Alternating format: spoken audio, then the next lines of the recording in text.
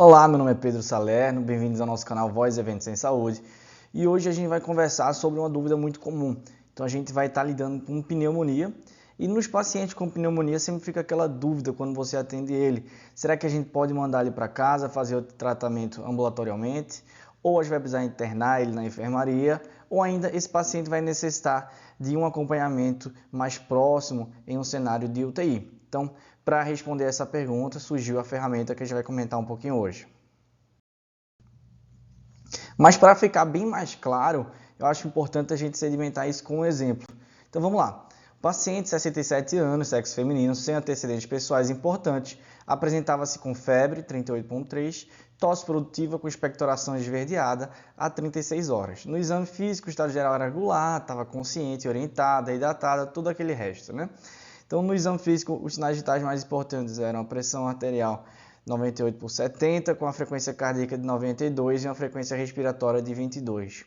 No raio-x de tórax havia uma imagem compatível com pneumonia. Claro que a gente poderia ter colocado aqui, por exemplo, um exame físico bem mais florido, com os sinais semiológicos da pneumonia, mas o objetivo não é esse.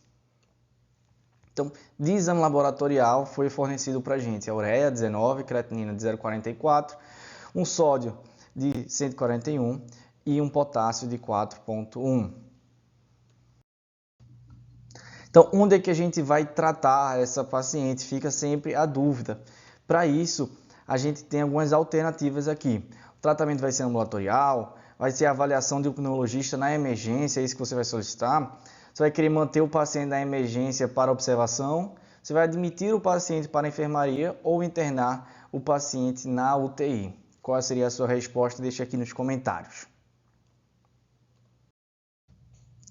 Então, a partir dessa dúvida, uma ferramenta tentou responder essa dúvida. Essa ferramenta a gente chama de CURB-65. Então, ele foi inicialmente criado no Reino Unido, foi fruto de um estudo retrospectivo revisando 3 estudos prospectivos que ocorreram no Reino Unido, na Nova Zelândia e na Holanda, que totalizaram cerca de 1.068 pacientes. E ele foi validado em outro estudo, dessa vez na Índia, que incluiu mais ou menos 150 pacientes para fundamentar esse score. Então, o CURB-65, na verdade, ele vai ter significados. Cada uma de suas letras tem um significado. O C vai ser de confusão mental. Já o U vai ser de ureia, acima ou igual a 20. A frequência respiratória seria o R, de respiratória, acima de 30 incursões respiratórias por minuto. B seria de blood pressure, porque vem do inglês, né? Então seria uma pressão arterial sistólica menor ou igual a 90 ou uma pressão arterial diastólica menor ou igual a 60, que seria o conceito de hipotensão. E ainda a gente tem o 65, que seria a idade igual ou acima de 65 anos. Então, o racional por trás desse score é você tentar triar lesões com source de órgão-alvo através desse mnemônico. Então, confusão mental seria alteração do sistema nervoso central. A ureia lembraria a gente a função renal. O R de respiratória seria o sistema, né, de fato do pulmão. O B da sistema hemodinâmico e a idade seria um fator agravante. Então, como é que a gente vai fazer a pontuação desses scores? Alguns são muito complexos, dão pontuações diferentes para cada um dos itens, mas não. O CURB-65 ele foi feito para você tomar uma decisão rápida ali na emergência, então ele é bem simplificado. Ele vai ser 0 se o paciente não pontuar, por exemplo, não apresentar confusão mental, ou 1 se o paciente apresentar aquele item. Então, se ele está apresentando confusão mental, ele vai pontuar 1 ponto. Se ele tiver uma ureia acima de 20, ele pontua 1 ponto. Se ele não tiver, por exemplo, a frequência respiratória acima de 30, ele não pontua no R. Se ele tiver algum grau de hipotensão, seja uma pressão arterial sistólica menor do que 90 ou uma pressão arterial diastólica menor do que 60, ele vai pontuar também. E se ele tiver, né, o agravante da idade acima de 65 anos, a gente vai pontuar também mais 1 ponto. E como é que a gente vai interpretar essa pontuação?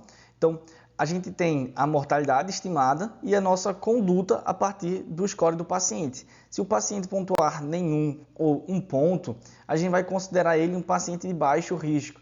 0 ponto seria uma mortalidade estimada de 0,60% e 1 ponto de 2,7%. E a gente vai então fazer uso do tratamento domiciliar com acompanhamento ambulatorial. Já se o paciente pontuar 2 pontos, ele tem uma mortalidade estimada de 6,8%, que já não é mais tão baixa. E aí se recomenda, né, considerar a hospitalização em enfermaria. Se o paciente ele tiver um score de 3, 4 ou 5, aí ele já é considerado de alto risco. E para tal, a gente deve considerar a internação e ainda mais internar em um contexto de UTI. Já que a mortalidade estimada desses pacientes, por exemplo, quando ele pontua 3 pontos, é de 14%, e quando ele pontua 4 ou 5, pula para 27,8%. Ou seja, é uma mortalidade bem elevada. Então vamos voltar para o nosso exemplo, ver se a gente fixou isso direitinho. Então, de todos esses itens que a gente falou aqui, todas as informações contidas nesse slide, eu deixei aqui bem claro quais são os itens mais importantes para a gente fazer essa interpretação e classificação. São os itens que você tem que estar de olho ali no paciente na emergência. Então, a idade desse nosso paciente era 67 anos. Então, ele já faz um ponto aqui pela idade, que é acima de 65. Ele está consciente e orientado. Então, ele não apresenta confusão mental a partir do seu exame físico. Também não existe relato da paciente de estar com a confusão mental. Então, ele não pontua no critério C. Pressão 98/70, ou seja, não está apresentando hipotensão, não pontua no critério B. Frequência respiratória de 22, apesar dele estar taquipneico, ele não está atingindo o número de 30, que é o número necessário para a gente considerar ele positivo, né, para ele pontuar no CURV-65. E aqui dos exames laboratoriais, apesar dele fornecer outros para a gente, o único que a gente iria teoricamente levar em consideração para o CURV-65 seria a ureia, que nesse caso é de 19, ela bate na trave e não pontua. Então, em resumo, nosso paciente teria apenas um ponto, que seria fornecido pela idade acima de 65. Com isso, fica fácil agora a gente responder qual é o cenário que a gente vai tratar esse paciente. Então, o cenário que a gente escolheria seria o tratamento ambulatorial, porque ele pontuou ou 0 ou 1 pontos.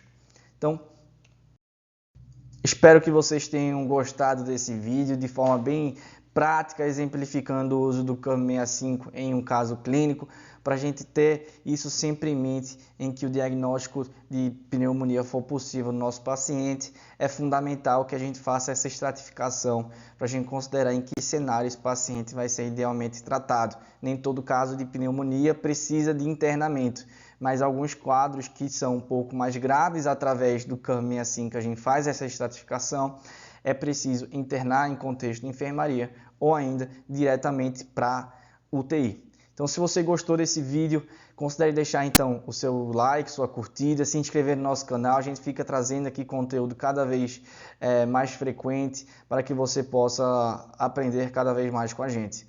Então, se você gostou, considere apoiar o nosso canal. Até a próxima. Tchau, tchau.